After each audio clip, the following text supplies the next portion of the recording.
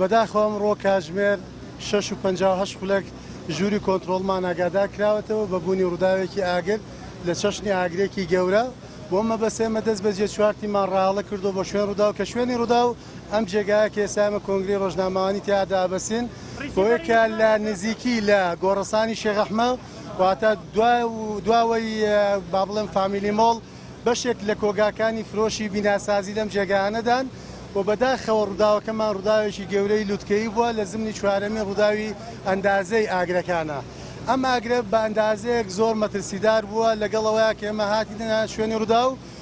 تێبینیمان بوو لەسەر ئاگرەکە کە ئاگرەکە زۆر مەترسیدارە بۆیە پەیتا تیمەکانمان زیاد کردن کردمانە 14 و دوجا کردمانە 16 تیم. ئەوەی کە ئێستا بینین کارکردنی ئێمە لە بابەتی دڵنیاییدان و کۆنتڕۆڵکاری سارکردنەوەیە واتە ئەم بەشە سوتەمەنەی کە لە ناو جەزرە وەسەدی کۆگاکە دووچاری سوتان هاتووە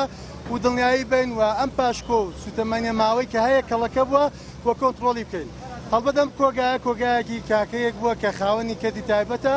و لە ناویدا کۆگایەکی گەورەیە بە ئەندازەی 1250 بۆ 300 مەترە بەودای جوگرافیایی کۆگاکە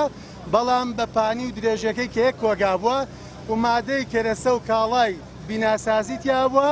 لە تەنەر لە سپرا لە بابەتی ئۆکسید و ئەمانە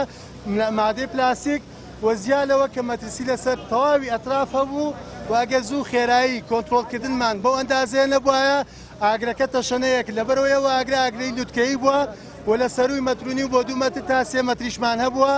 و لەگەڵ ئەوەیە کە توانای پەڕینەوەی هەبووە لە شەقامێ بۆ شەقامێ. بەڵام بە پێی تەکنیکی کارکردنی کاکانی زانستی بەرگری شارستانی بە پێی ئیشەکانی ئێمە ئیدارەدان و بەڕێوەبردنی سەکۆی ڕووداوی توانیمان بە ماوەی 3 کاتژمێر ئاگرەکە سەیطرەی لەسەر بکەین و نەهێڵین مەخزەنەکانی تر دووچاری سوتان بێن.